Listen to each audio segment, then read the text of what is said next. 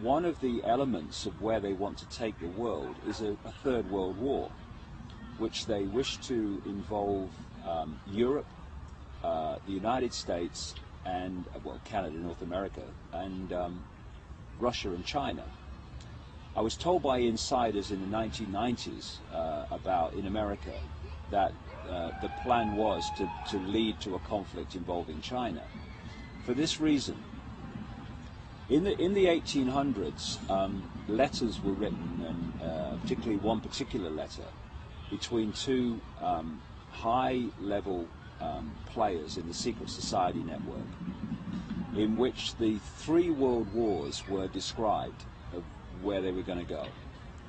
And this letter included the detail of countries that would be involved and how it would be started.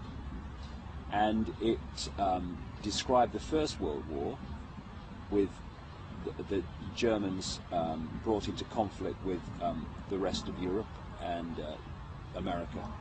It described the Second World War in the same terms and said it would lead to a Jewish state in Israel. And the Third World War would be triggered out of the Middle East, involving Israel as the trigger, and would bring about the final global conflict, which would lead to them being able to offer the solution to stop this ever happening again, which would be a world government and a single world army. And the idea of that is to say, if we have a single world army and we bring an end to national armies, then we can't ever again have a war. What they won't tell you is those that have manipulated the war will be the same people that offer the solution to the war, which is exactly the structure of control that they want. And I feel very strongly that Georgia, I'm not saying this war's going to happen tomorrow, but Georgia was a move on the chessboard in this direction. And I'll tell you a story that happened to me in England which relates to this. And it seems, you know, quite a minor story until it starts to play out. Last March 2008, I received a letter from a man in England who is what we call there, or called there, a traffic warden. And his job, they walk along the streets in a uniform, and they give out tickets to cars for illegal parking or whatever. You know, not many people like them for that reason, but they just do that job. And this traffic warden, he'd been a traffic warden for nearly 20 years. He wrote to me because he read my books, and he said, look, there's something I don't understand, and there's something that's really bewildering me. He said, I've been called in by my boss, and like my colleagues, he said, I've been given 3 cards, authorization cards. He said, one of the cards is to give me authorization to be a traffic warden. Okay. But the second card was what they call in Britain a pace card, and that carries the words that policemen have to say by law when they're arresting somebody. And the third card was the authorization of this man and his colleagues, traffic wardens, to go into private property without permission. So this man, who's a nice guy, he said to his boss, why do I need the statement you make to arrest people if you're a policeman, and why do I need an authorization to go into private property? And his boss said, look, I've been told to give them out, take them home, leave them until further notice. A few days later, him and a few other traffic wardens are outside the police station in this county, this town.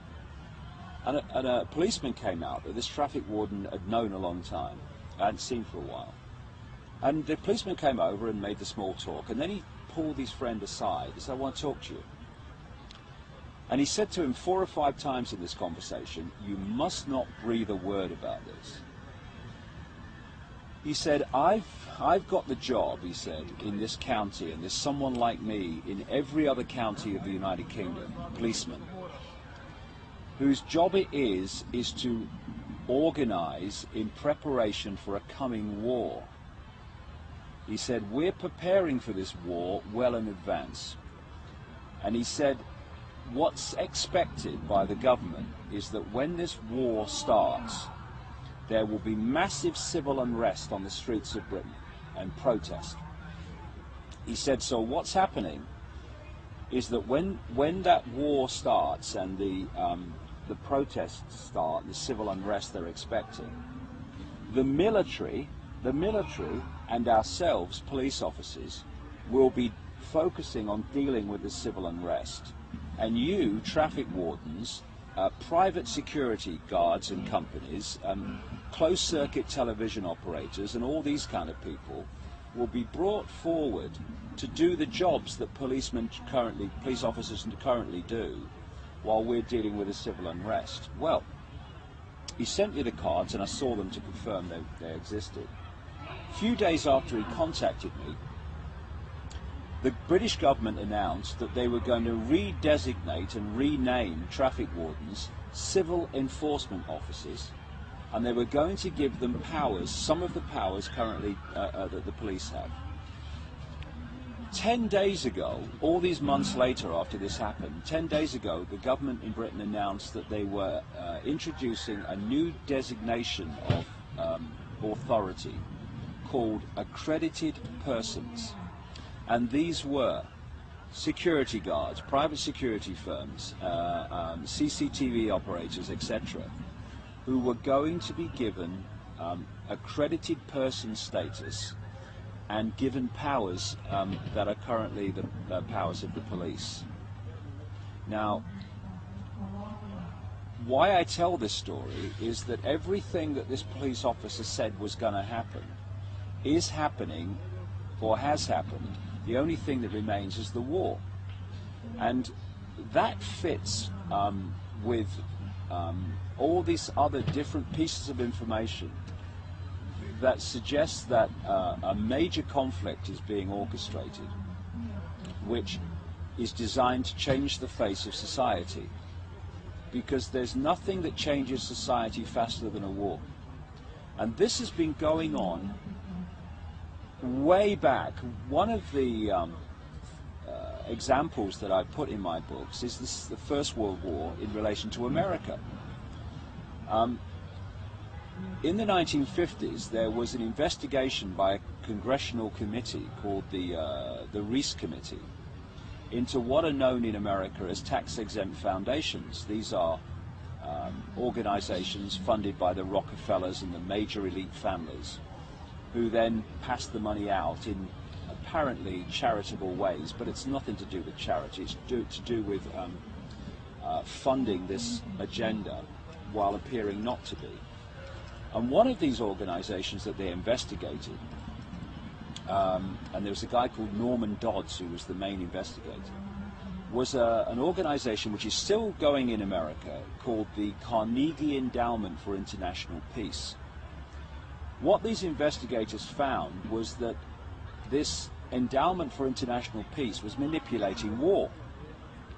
And they found minutes of meetings of this organization from the period in the early part of the 20th century, in which they were having meetings and discussions and saying, we need to change the face of American society and society in general. What's the most effective way of doing that? Well, it's a war. So we need to get America involved in a war. And Woodrow Wilson was the president of America at the time, and it's actually in the minutes of this organization that they sent messages to Woodrow Wilson telling him not only he must get involved in this war in Europe, but that he must stay in it for as long as it takes for American society to change in a way that's never going to change back again. And if you look at the world after a war, it's never the same as it was before, especially world wars. And they want this Third World War to change the face of global society to the point where they can introduce this centralized global structure. As they used to say in the 1960s with the Vietnam War, what would happen if we had a war and no one turned up? There'd be no war. What these people do is they declare wars and they get the rest of us to fight them. What we've got to do is stop fighting them and stop falling for this scam. Because if we go into this Third World War, then, you know, goodbye freedom.